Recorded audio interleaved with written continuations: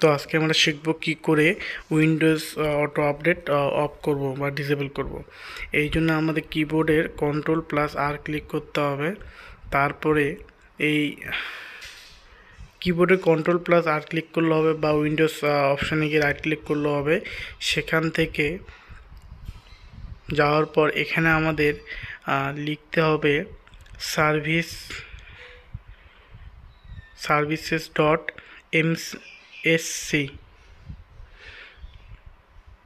এটা করার পরে আমাদের ওকে ক্লিক করতে হবে। ওকে ক্লিক করার পরে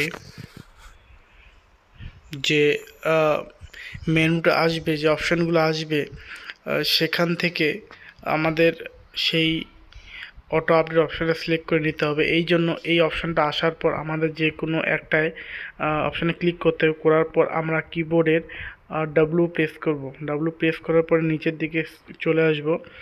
এখানে এসে উইন্ডোজ আপডেট যে অপশানটা আছে সেটার মধ্যে রাইট ক্লিক করে প্রপার্টিতে যাব। তারপর সেট আপ টাইপ ম্যানুয়াল দেওয়া ছিল সেটা ডিসেবল করব, করে অ্যাপ্লাই ওকে।